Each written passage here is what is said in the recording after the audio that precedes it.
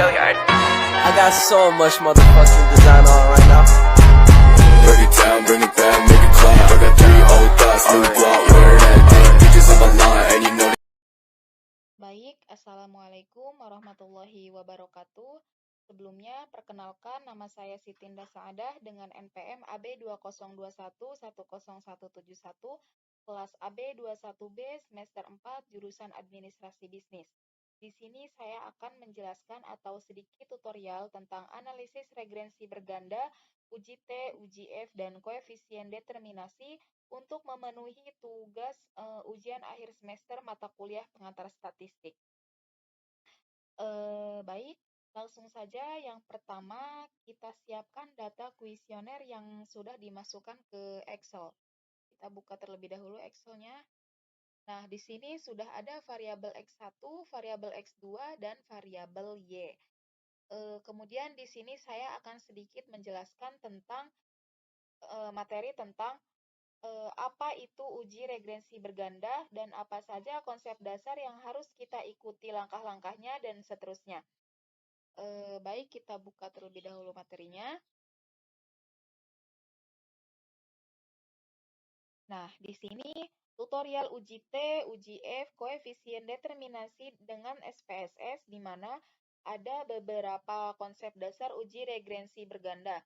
Yang pertama, regresi berganda bertujuan untuk mengetahui ada atau tidaknya pengaruh dua atau lebih variabel independen atau bebas X terhadap variabel dependen atau terikat Y.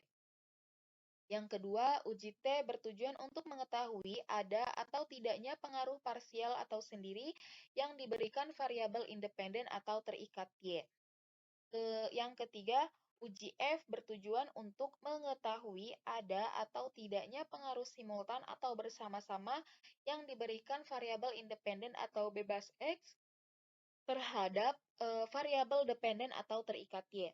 Yang keempat, koefisien determinasi berfungsi untuk mengetahui berapa persen pengaruh yang diberikan variabel X secara simultan atau bersama-sama terhadap variabel Y.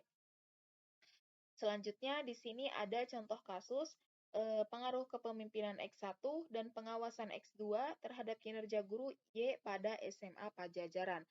Kemudian, di sini ada 3 hipotesis yang harus kita jawab. Yang pertama, H1 terdapat pengaruh kepemimpinan X1 terhadap kinerja guru Y. Yang kedua, H2 terdapat pengaruh pengawasan X2 terhadap kinerja guru Y. Yang ketiga, ada H3 terdapat pengaruh kepemimpinan X1 pengawasan terhadap X2 kinerja guru Y. Selanjutnya, ada dasar pengambilan keputusan uji T membandingkan nilai signifikansi dengan nilai probabilitas 0,05. Jika signifikansi lebih kecil 0,05, artinya variabel X berpengaruh terhadap variabel Y. Jika signifikansi lebih besar 0,05, artinya variabel X tidak berpengaruh terhadap variabel Y. Selanjutnya, di sini ada dasar pengambilan keputusan uji T membandingkan nilai signifikansi dengan nilai probabilitas 0,05. Jika signifikansi lebih kecil 0,05, artinya variabel X berpengaruh terhadap variabel Y. Jika signifikansi lebih besar 0,05, artinya variabel X tidak berpengaruh terhadap variabel Y. Selanjutnya, dengan membandingkan T hitung dengan T tabel, di mana nilai T hitung harus lebih besar dari nilai T tabel. Kalau dia lebih kecil dari T tabel, dia tidak ada pengaruhnya. Begitupun sebaliknya, jika dia lebih besar, maka T tabel ada pengaruhnya. Cari T tabelnya di sini kita bisa dengan memasukkan rumus ini, ada A bagi 2 N kurangi K kurangi 1, di mana A2 itu yaitu 0,05 bagi 2. Untuk 36 ini kita ambil dari jumlah sampelnya, kemudian untuk K itu jumlah variabel independennya atau variabel bebas X. X1, X2-nya yaitu 2 kurangi 1.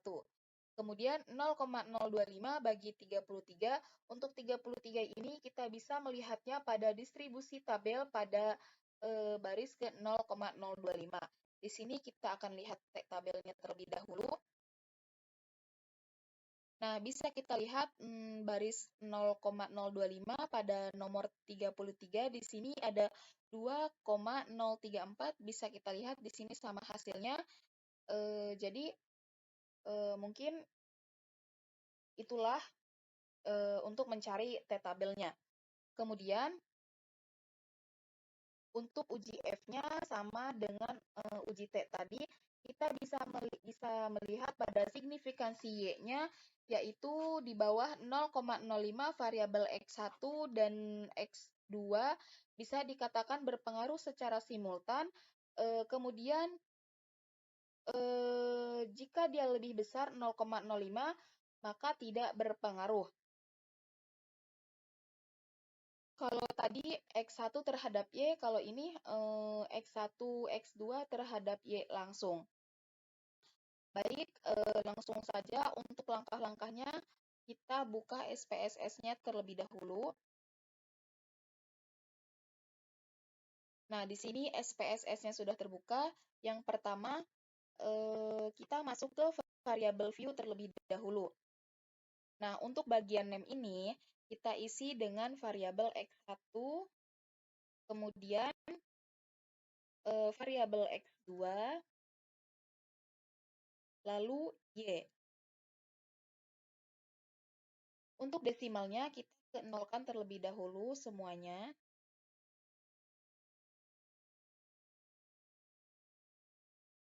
Untuk label, kita isi di sini yang pertama kepemimpinan,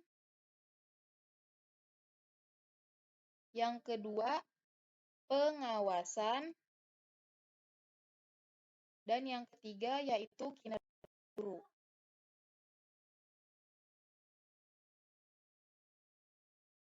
Untuk measure-nya kita ganti ke style terlebih dahulu. Semuanya kita ganti terlebih dahulu. Nah, jika sudah, kita masuk ke data view-nya. Nah, untuk data view-nya kita bisa ambil dari Excel. Di sini kita datanya copy terlebih, mohon maaf, kita blok dulu semuanya, semua datanya kita blok dulu. Di sini saya menggunakan 36 data ya. Kita blok terlebih dahulu.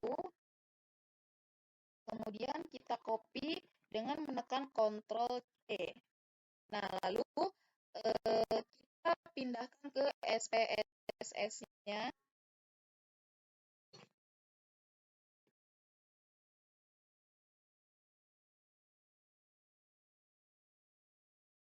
Bisa dilihat di sini datanya sudah saya pindahkan. Kemudian kita klik analis, kemudian ke regression, lalu ke linear.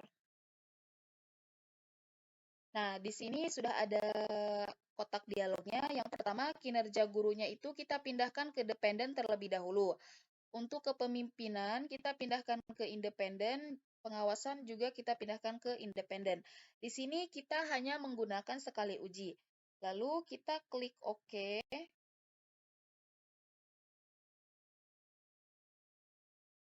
Nah, bisa kita lihat di sini hasilnya sudah terlihat ya, teman-teman.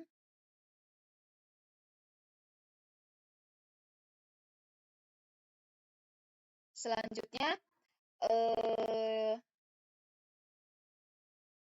di sini saya akan menjelaskan hasil dari ini yang sudah saya pindahkan ke sini terlebih dahulu. Yang pertama di sini ada pengujian hipotesis H1 dan H2 dengan uji T.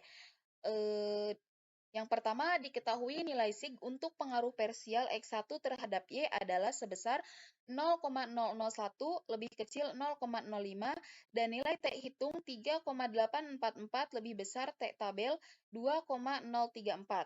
Sehingga dapat disimpulkan bahwa H1 diterima yang berarti terdapat pengaruh kepemimpinan X1 terhadap kinerja guru Y.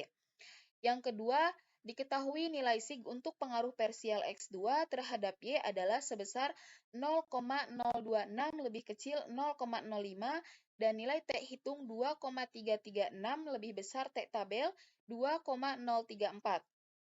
Sehingga dapat disimpulkan bahwa H2 diterima yang berarti terdapat pengaruh pengawasan X2 terhadap kinerja guru Y. Nah, di sini selanjutnya yang kedua yaitu H3 dengan uji F.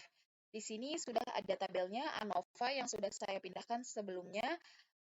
Diketahui nilai sig untuk pengaruh simultan X1 dan X2 terhadap Y adalah sebesar 0,000 lebih kecil 0,05 dan nilai F hitung 17,969 lebih besar F tabel 3,28 sehingga dapat disimpulkan bahwa H3 diterima yang berarti terdapat pengaruh kepemimpinan X1 dan pengawasan X2 secara simultan terhadap kinerja guru. Yang terakhir di sini ada koefisien determinasi.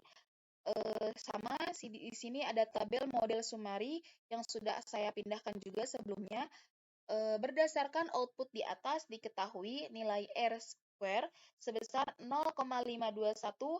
Hal ini mengandung arti bahwa pengaruh variabel X1 dan X2 secara simultan atau bersama-sama terhadap variabel Y adalah sebesar 52,1% dengan sisanya dipengaruhi oleh variabel lain yang tidak terdapat pada penelitian ini. Baik, mungkin itu saja yang dapat saya sampaikan tentang atau sedikit tutorial tentang analisis regrensi berganda, uji T, uji F, dan koefisien determinasi.